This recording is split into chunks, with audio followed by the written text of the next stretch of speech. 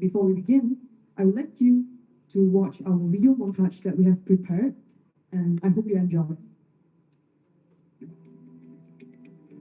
Saya rasa kalau berdua orang buat sebagai projek kami dalam untuk menggunakan duit mereka untuk masa ini dia memberi kebaikan dan satu lagi sebagai dapat bagaimana untuk menjaga alam kita akan memberi upah yang sangat besar menjaga kita dari segi perudara dan penampakan untuk air.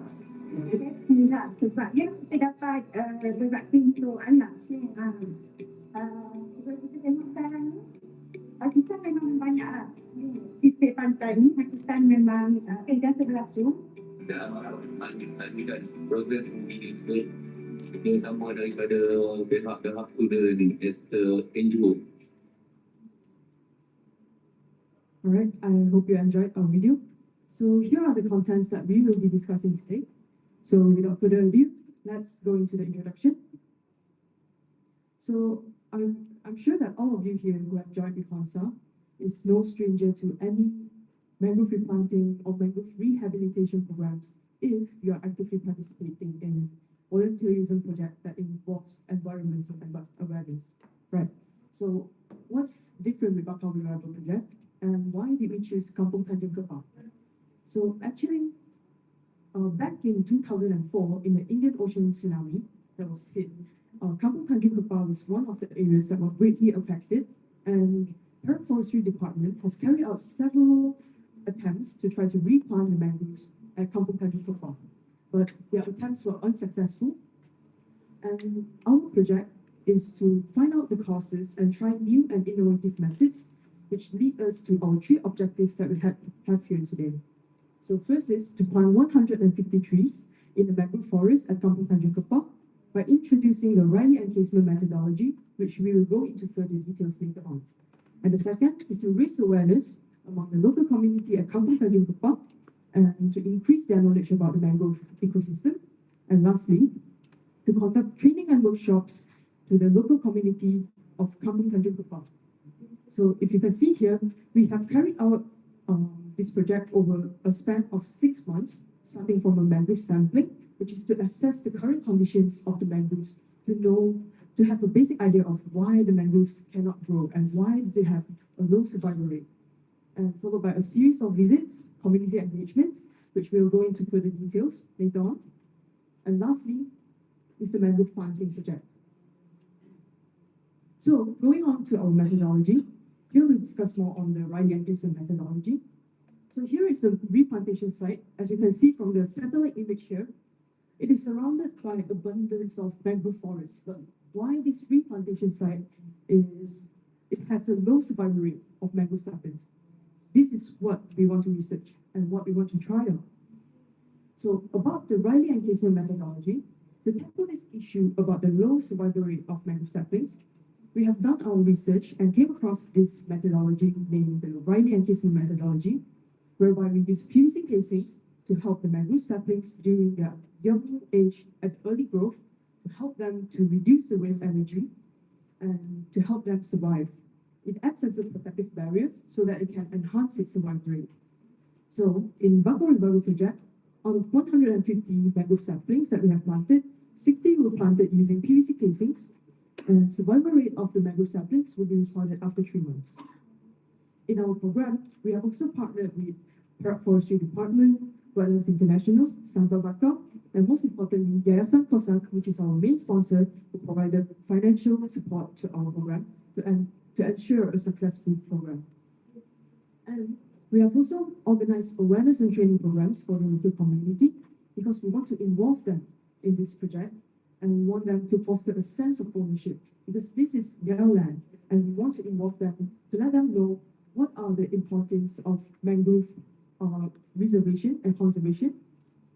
So to do it, we have these training programs and briefings, and we have distributed informative brochures about the projects so that they can know more about it. So we have evaluated their understanding of the projects based on Kahoot quizzes, and we also have one-to-one Q&A sessions, personal Q&A sessions to know that how much they have understood and to answer their questions personally. So just like any other projects, we have faced our challenges and here are our solutions. So as a group of students from an engineering background, we do not have any experience in planting mangroves, and we do not have any experience in navigating through mangrove forests. I still remember the first time that we went to a site visit, and everyone was just falling to the mud, falling here and there, and it was all so messy. So our solution is to, prior to the event, we have collaborated and engaged with the Paraforestry Department to adopt the best practices when it comes to mangrove forests, what boots should we wear, the rubber boots, and what should we prepare so that we can ensure a smooth flow of the event on the event day. And number two is the planting time constraints due to the tidal conditions. So we only have a limited time of 2 to 3 hours of planting time, and we have to plant all 150 trees. So to ensure that all trees can be planted in time, we have assigned at least one individual that has the experience in planting mangrove in each team, and also divided them and distributed them into teams. So in the end, 150 trees were able to be planted within a 1 hour time frame. So moving on to our results and discussions. So I'm sure that all of you are curious about the PVC casings method. So before Bangka Revival Project, when we had the engagement with the Paraforestry Department, they have told us that there are several attempts in replanting the mangroves at Kampung Tanjung Purba. At first, for the first 2 months, they can still see the growth, but when it comes to the third month, they never survive and never pass the third month point. So through Bangka Revival Project, after 3 months, the number of saplings that has survived is 73, which is approximately 48.7%. It is higher than what Perak Forestry Department has claimed, but still it was lower than what we have expected. And we have also noticed that the PVC casings were not installed deep enough, based on the research of original done by Riley in 1999. And then we have also noticed some waterlogging issues, which by the PVC casings were flooded during the high tides, and after the high tides, it's still flooded. And it is due to lack of drainage holes because we did not drill drainage holes in the PVC casings where the water cannot escape after the high tide or during rainy seasons. So it would still kill the mangrove saplings, which has confirmed that it would require a more sturdy, a more mature breakwater structure for wave attenuation, for example, bamboo wave screen, which I will be going into details later on. It's actually a next phase of the project. And moving on to the community engagement, this is also one of our objectives to achieve at Kampung Tanjung Purba, aside from trying to replant the mangroves at Kampung Tanjung Purba. So through Bangka Revival Project, the workshops and the training that we have conducted, it was shown that, and it was proven that it was successful because we have successfully engaged with the locals and raised awareness among them because they have shown their interest in participating in the mangrove replanting project. Just to avoid confusion, the workshops and the trainings were done prior to the planting project itself. So the workshops and training has increased the participation rate of the local community after that they have a deeper understanding of mangrove ecosystem and why mangrove conservation projects are important to their community. And not only that, we have also provided employment opportunities whereby after the planting of the mangroves, there is the monitoring phase to monitor after 3 months. So we have given incentives to the community to help out with the monitoring phase, which we have provided them with the employment opportunity. So it is in the sense of community empowerment that we have also achieved. So next one is the partnership sustainability. As I mentioned earlier, Yayasan Kosa, they are our main sponsor. So they have also provided a few representatives for the event during the event day, and they have expressed their willingness to support the bamboo-related projects in the future, which has ensured the continuity of our projects. So later on, when we pass on our project to next NPU4 teams, we have Yayasan Kosan to always support us. So here are some testimonials from the community. I think you have already saw it in the video, so I won't go through it. But it has further proven that our project's success in raising the community awareness and how they can see bamboo conservation is important to their society and to their community. So moving on to the next step, here is the bamboo frame screen that I have mentioned about earlier. So the bamboo frame screen, after 5 months of Bakau Royal project, after it has completed, 5 months after that, bamboo frame screen was constructed by another batch of volunteers. And the bamboo frame screen is actually a nature-based breakwater structure. It's like a barrier to for better wave attenuation to reduce the wave energy. And what's better in bamboo frame screen compared to PVC casings is that since it's bamboo, it consists of 97% of organic material. So after the early stage of growth of the mangrove saplings, it will deteriorate on its own, so it will not cause any littering to the environment. For example, the PVC casings, because we have to collect it back. And then currently it's still under the monitoring phase to assess its structural integrity before we move on to the next phase, which is the mangrove tree plantation after the bamboo frame screen has been stabilized. So the mangrove tree plantation is planned to carry out in March 2025, which is this year, after the bamboo frame screen. And after this phase, this is the second phase of the project, and we expect to see that there will be an extension of mangroves along the shoreline. So to conclude my presentation here today, we might not have shown the best results with the PVC casings, as you can see from our results before this, but we have shown that community engagement is very important when it comes to projects such as this, such as environmental project. You can't just step into Kampung Tanjung Kupang saying that we want to plant mangroves here. Community involvement is important as to foster a sense of ownership in the local residents. And further on, these programs that we have planned for the local community, such as the training, workshops, and this series of events, has laid a strong foundation for future initiatives to be done at Kampung Tanjung Kupang. With that being said, I would like to end my presentation here, and I'm opening the floor to any questions. Thank you.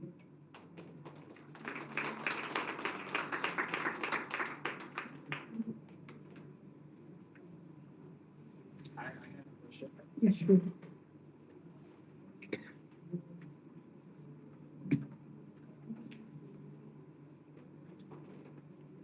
Okay, first off, such a good presentation and good work, Thank you. especially on the bamboo casing, bamboo-based casing. That's such a good incentive. I was worried when you see PVC casing. How is that environmentally safe? And plus, you're putting it underground, isn't it? Yes. Okay, however, my question comes under sustainability itself. Yes. So you give employment opportunities, yes. There's incentives. But how about the students? Do you mean the students itself? What can they get from? Moving forward, how does this project sustain? And the plants itself, how do you measure the effectiveness of your project moving forward? So after the first phase, which is the PVC casing, we have found out that it is not as effective. So moving on to the next phase, we will be exploring new methods such as the bamboo screen. So it is actually a very long-term project, which cannot be done under one NPU4, which is only in a span of 3 months. So when we pass on to the next group, they will be exploring new methods until we found something that is sustainable. For example, now the bamboo screen, which has been, we cannot say that it is better than PVC casings because we have not gone into the mangrove replantation phase. But that is what we plan in the future. We have the next group of students to continue on the initial objective, which is to find a way to help replant the mangroves using new and innovative methods. rather than just planting the mangroves there and let it die after 3 months. Okay, that's a good answer. Thank you. Thank you. Thanks for the presentation. Very good to see that Dr. Noritas and Dr. Tess team is still very active in this. I would say my question to you would be a twofold question, depending on how you answer the first question. In terms of the first question, like we are all engineers, right? So what would be the biggest challenge faced during the replantation faced by the team? What would you say would be the biggest challenge? I think as engineering students, the biggest challenge would be since that we do not have the background in planting mangroves or going to site at mangrove.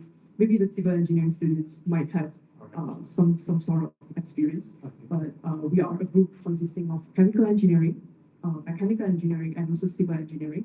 So for most of us, it is actually our first time going to a mangrove replantation program.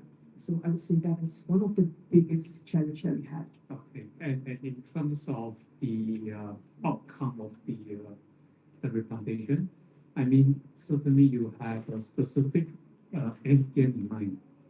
What would be the, okay, I've done this and this is considered a success for the entire team. So in your case, what would that be for the team? What would be the success criteria? Initially, I would say it's the PVC casings to see that it can help with the mangrove survival rate. But in the end, that was not what we have expected because there was a problem with the PVC casing. It's not deep enough and the waterlogging issues, which are something that we did not expect to see. But I would say that we still achieved something, which is to see that the local community being empowered after Papua New Guinea project, after training the workshops and involving them in all these planting programs. And we can see that they are happy with the results. They're happy with what we are doing there, and they have expressed their enthusiasm in the involvement in the upcoming initiatives. So I would say that is one of the biggest achievement or the biggest end game that you would say from me, myself, personally. And my last question, if you guys have probably like in terms of the design of the PVC right now, what would be the improvement that you could do to this, other than of course drilling the holes? Like, what other things do you foresee would be a problem when you install the PVC or whatnot? So what would be the next improvement to be done for your solutions? For PVC casings, actually we did find out a few improvements that we can make to PVC casings if we insist to use PVC casing in the future. But we did not proceed with that. But maybe we can talk about what we found out about the PVC casings. Number one, the drainage holes. And number two, actually it's related to the soil conditions at the replantation site. So it is actually uneven. So when I did not include the photo here, but actually at the whole replantation site, towards the left side, the PVC casings were not installed deep enough, but towards the right side, it's actually deep enough. So the soil conditions is also one of the problems. And actually on the day itself, I can say that we do not have any other ways to make it deeper because it's really hard to push it into the soil itself. So I will conclude that PVC casings is not the most effective method unless we get some other help with machineries to insert it deeper. But again, as one of our judges has said, that it's not sustainable and it's not environmental friendly, which is why we have proceeded with the bamboo screen. Thank you. Thank you for your presentation. By the way, I can see that the survival rate is 28%, which is quite good for 3 months. But then because of you having issue with the PVC, part PVC things, but we already improved it with the bamboo. Just I want to add in if you wanted to use bamboo because we actually when we plant, we also using bamboo as our supports. But just to add on, when you use bamboo, make sure the bamboo you have to dip like soaked in the water or river for 2 weeks at least to get all the glucose is drained out. Then the bamboo is much stronger or harder. Because if using right after you cut the bamboo, right, so it's not sustainable or it's not going to be like it's not durable. Yeah. Seriously. Thank you so much for the recommendation and your insights. Thank you.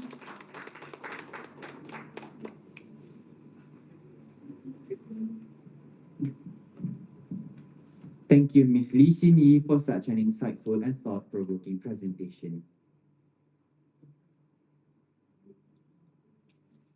For the second presentation, I would like to warmly invite Mr. Muhammad Muazzam Shah bin Muzaffar to the stage. Without further ado, ladies and gentlemen, please welcome.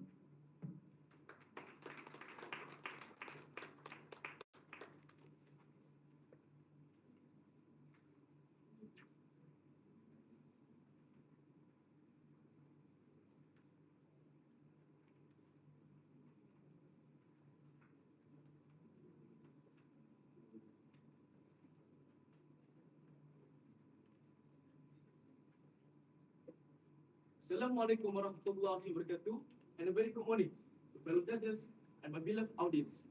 The name is Muhammad Muazzam Shah bin Muzaffar, currently a local student from UTP itself. Promoting sustainability and social engagement through eco-bring among our generation. Ladies and gentlemen, what if I told you that a simple substance like plastic water bottles can be transformed into something that will hold the key to a more sustainable future? Today, I'm here to share with you a journey that transforms waste into wonders.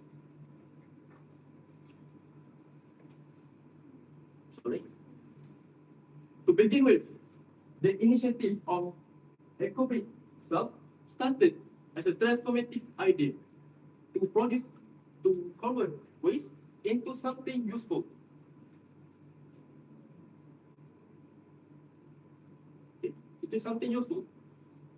And that's how the project EcoBricks came to life. Sorry.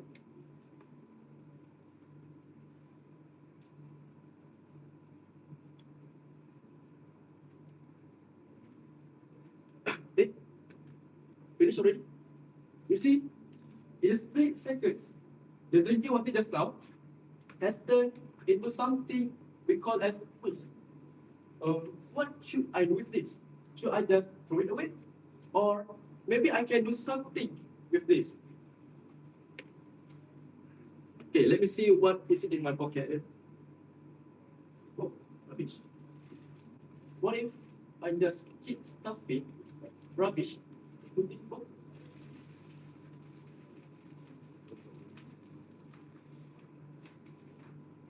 Can you guess what is happening right now? Can anyone guess what is happening right now? No, because it's not completed yet. What if I keep stuffing rubbish into this bottle until it becomes a sturdy and hard structure?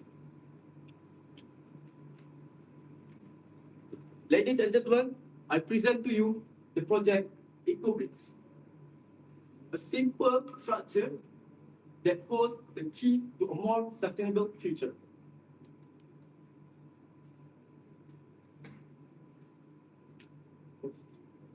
Okay, ladies and gentlemen, what makes this project very different from other basic or typical project you see?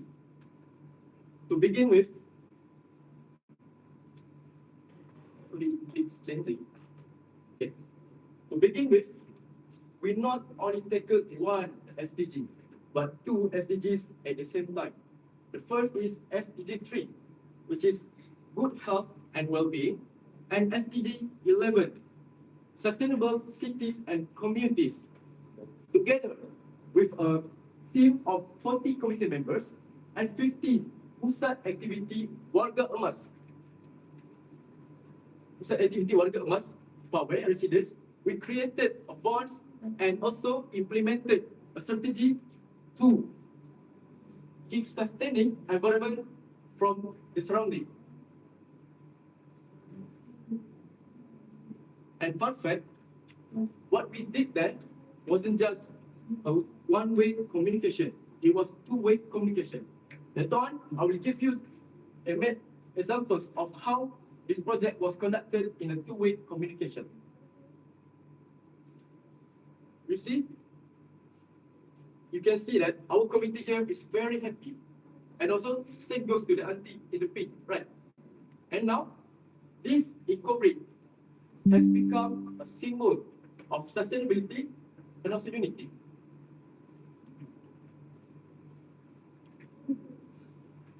Okay, don't worry guys, I bring a lot of things with me today. And I would like my teammates, Zami and Lutfi, to pass around eco-bricks to audiences and also with pamphlets.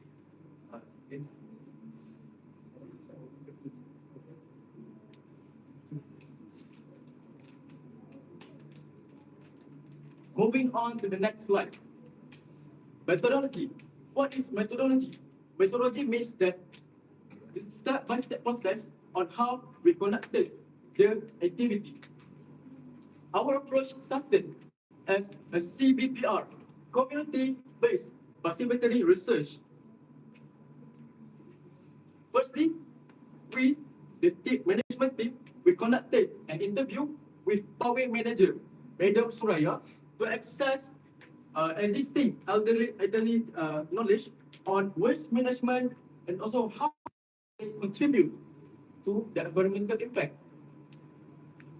Guess what? Madam Suraya said to us, majority of them didn't know how to properly handle waste, and also they thought that the time to contribute to environment was already over. With this, we assembled a team of 40 committee members to collect plastic waste around the campus and also to bring them to Poway. For what?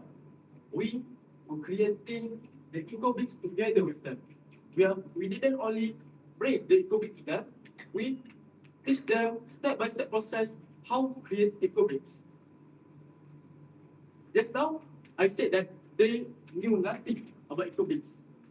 From knowing nothing about eco-bricks until today, they are one of our best, one of our most dedicated eco-bricks makers.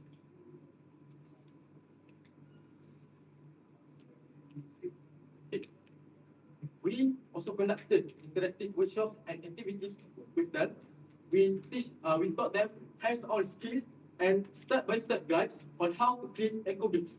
You know, by stuffing one by one rubbish inside the bottle until we compress it and it becomes a sturdy structure.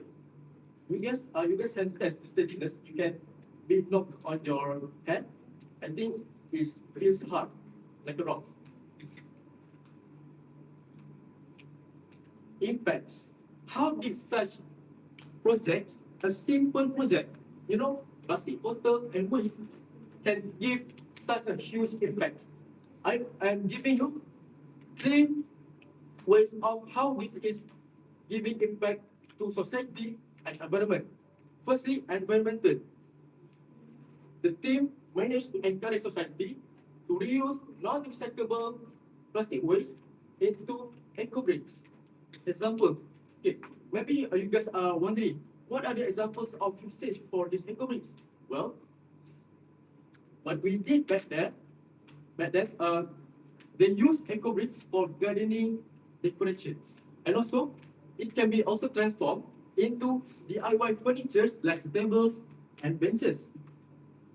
Okay, next, through social impacts. How? Okay. We actually, through the project eco-bricks, we built bonds between young generation and also elderly by providing them a way that they could contribute directly to the environment. Matter of fact, just now I said to you that the project was a two-way beneficial. Right now, I want to share with you what they shared with us. Okay. You know, elderly, when they are getting older, they feel weak in the body, and sometimes they have sick mind or dizziness. Okay, let me teach you two exercises that taught us, and I will be sharing with you the two exercises that they taught us. Okay, the first exercise, I want all of you, including judges, to join me with this exercise. Okay, the first thing, okay, place your hands on your thighs oppositely. One is facing upward and one is facing downward. Okay, right now, you flip, you tap and flip your hand like this. Okay, and flip your speed. And okay, get it? Okay, when I say stop, then you stop. And we have to do this, and okay, hold on, okay, chill. When I count to one, I want you guys to do it. Okay, alright? Okay, 3, 2, 1, go. Stop. Look at your hand. Is it facing positive or same? Opposite. Oh, yes. Okay, one more time. 3, 2, 1. Keep holding, keep tapping. Stop.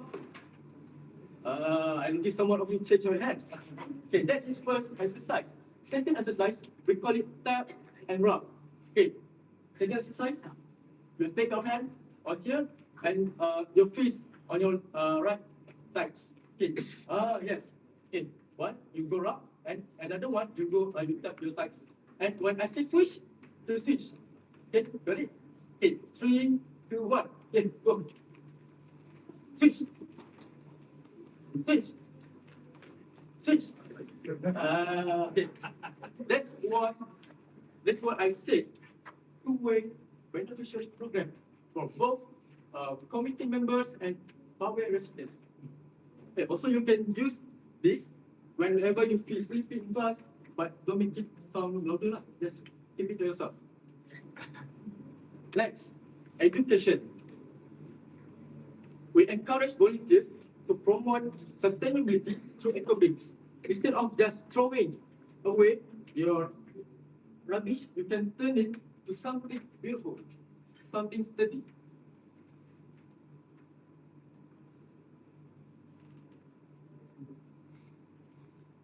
Okay, you know what? How this project was created? Okay, fun fact, in 2024, estimated global plastic waste was approximately 220 million tons, averaging 28 kilograms per person. It is half of my body weight, 28 kilograms. So this is how eco-bricks came to life in order to reduce pollution and also to save the environment. Okay, moving on. Whatever we do in our life, there must be challenges. If there is challenges, there must be solutions. And here we are. Before the project, we faced two main challenges. The first thing, resources gathering. You know, in order to make such standing structure, we have to find in the rubbish bag, take away one by one plastic, insert it into the bottle. The second thing is funding. Of course, funding would be such problem to everywhere or every event. So what we did, we seek for sponsorship from Adol Taipei and successfully granted the sponsorship. Okay. Next is during the project. Actually, the main concern during the project was about health and hygiene while handling those waste materials. So with sponsorship amount from Adol Taipei, which is Datuk Muhammad Zahir Abdul Khalid, we managed to buy equipments, PPEs like gloves, aprons, and also gardening tools to bring them to Poway and to collect waste materials and transform it into eco-bricks. Okay. After the project, to be honest with all of you, this is the biggest challenge we face. How could we maintain, how could we ensure that the project is so sustainable? To do so, we will come up with a follow-up program so that we could track, is this program effectively working on this area, or maybe that in the next future we can improve more. Okay, we can bring more committees, we could bring more plastic bottles. Result and achievement. There are so many results here. You can even see from website. So I will tell you the 3 most achievement that we found. Firstly, in just less than 24 hours on the power, we produced over 100 bricks. Eco bricks, 100 eco bricks less than 24 hours. The second is the project strengthens the bond between younger generation and also elder generation. For me, it was such a memorable event, and I believe my team is already passing the template. You guys can scan the QR code later to watch the montage video. The third biggest achievement that we successfully reduced the waste in our campus and also in our residence. Next, what is our future plans? What is our next move? What is our next king's move for this such simple yet transformative project? First, we have 3 main steps. First is follow-up activities. Okay, we plan to have a periodic visit to Poway to ensure that, firstly, to maintain our relationship, and also secondly, to observe the long-term effect of EcoBricks. Second thing is we aim for further collaborations with NGOs and government agencies like PERA Community Development Department to expand the project. And thirdly, we want to obtain feedbacks from participants through surveys for evaluation and improvement in the next future. I believe we all have arrived to conclusion. To conclude, the EcoBrick projects prove that simple solution could drive an extraordinary change. This initiative is a blueprint where we will build a more sustainable future just through with simple effort, no matter how big or small the effort. With EcoBricks, I believe we could transform the world into a more sustainable future. I believe that's all from me. Thank you. I will go open to this.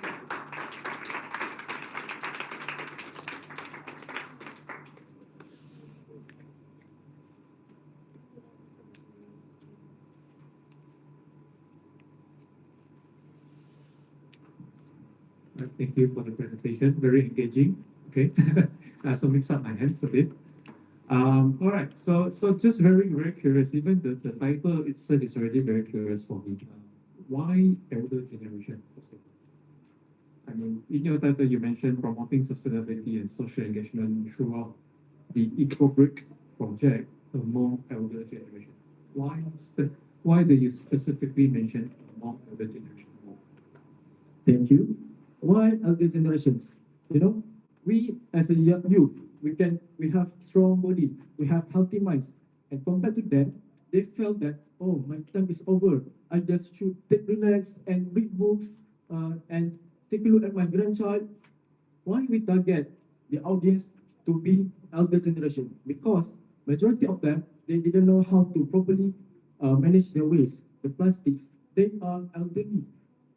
By the help of Madam Suraya, their manager for Poway, they managed to keep up their life and keep the surrounding clean.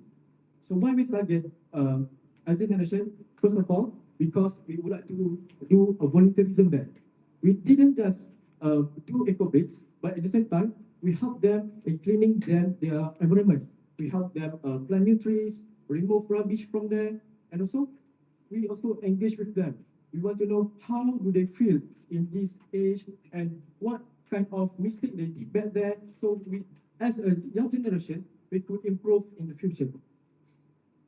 Is it asking a question? Yeah, sure. But okay, more or less. But why not younger generation itself? Why not younger generation? Thank you. I believe that will be our future program. Last time we did with elder. And this, the next feature I think we can do with younger generation. But why we didn't choose younger generation at first place? Simple, because younger generation sometimes they don't fit involved in just a simple project. You know, compared to her project with its bamboo, PVC, something like that. Our project just sounds like, oh, it just small matter. We just take rubbish and put in water. I believe if we started with younger generation first, the momentum of the project could go down a little bit compared to when we did with elderly. Okay, and then my next question will be, I think you mentioned you have done 100 bricks, right? Less than 24 hours. So if I would talk in terms of plastic removal within that 100 bricks, what would be estimated plastics being removed to produce that eco bricks? So the mass of Yeah, could be mass, could be volume, because you're mentioning we have billions of tons of plastic. So let's say in 24 hours, let's just normalize the value, okay? So let's make 3 billion tons equivalent to just 1 kg of plastics being produced, for example.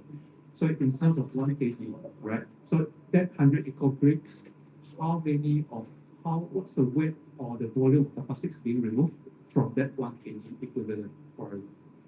Okay, thank you. I see this as this logo from our research. Actually, in order to produce this one brick, we didn't weigh the mass of plastic, or actually we compress the water until it fully compressed, and from estimation, in this one eco bricks, it would weigh around just few hundred grams because they are compact. And I foresee that your question is quite good because I think here we could take this as improvement in the next time to give accurate data on how kilograms we took the rubbish from. Right, thank you.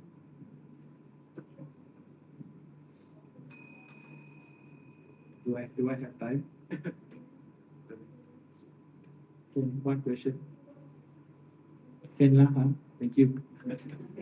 Okay, so I have two suggestions for that. You could actually advertise in your bottles. You can engage with direct companies itself and advertise in your bottles. At least from there you can gain your money. And while the elderly people, your focus groups previously were using it, they can also look at advertisement and promote their company. That's one thing. My second suggestion is, I know you seek sponsorship with the Arena of Taipei, but how about you next time you collaborate and seek sponsorship with someone who can add to your insights? Example, there are NGOs like Purpose Plastic. Madden's NGO itself does this. Please collaborate with them so they can add insights into your project itself. Purpose Plastic don't do this. Particularly, it's very interesting project, good engagement with the audience itself. But I feel like you could gain more insights with getting sponsored from the right person. My question to you is, how is your project related with SDG 3 actually, good health and well-being? Other than, I mean, yeah, you engage with the community itself, but how does your product deals with SDG 3? Firstly, thank you for your suggestions. I take account of that. Okay, the question is how the projects, the Eco-Brick project itself can solve or they bring information on SDG 3, which is good health and well-being. Okay, firstly, why good health? We have to acknowledge that this type of plastics are waste. When they overflow, they will create such disaster, and around not only Empower residents, we can take note on our campus as well. You know, in terms of villages, when the rubbish bin overflows, you can see that people start to throwing away the rubbish on floor, not anymore in the rubbish, but on floor. So why I say that our project is one of SDG 3 projects, because we help them to solve the health issues. You know, with improper waste management, they could lead to diseases like dengue, and much more, so that with these eco-bricks, we help them to prevent those diseases from occurring from the first main step. That's it. That is cleaning the area and also to take out plastic waste and much more. That answers my question. Thank you. Thank you. Good presentation though. Very nice.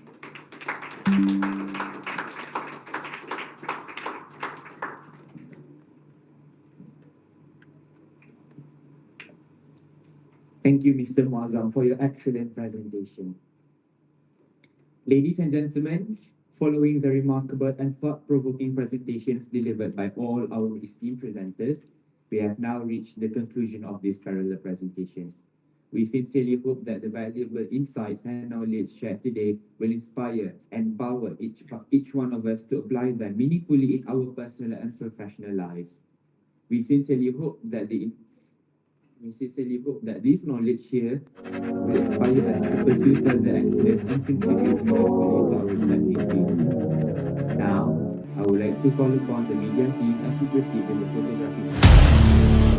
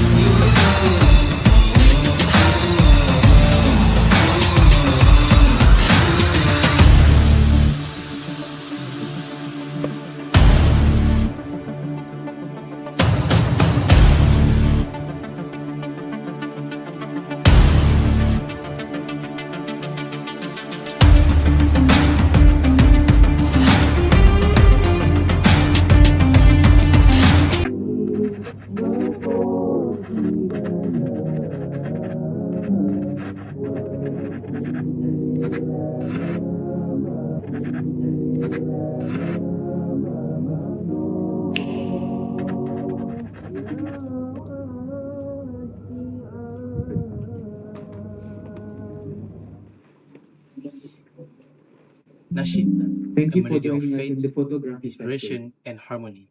Let the soulful lyrics touch your heart and uplift your spirits. Judges, you may now leave the seminar room. Muhandis.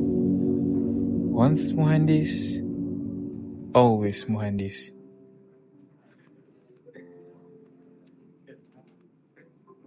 Pening kepala sebab event sukan korang dah nak dekat. And tambah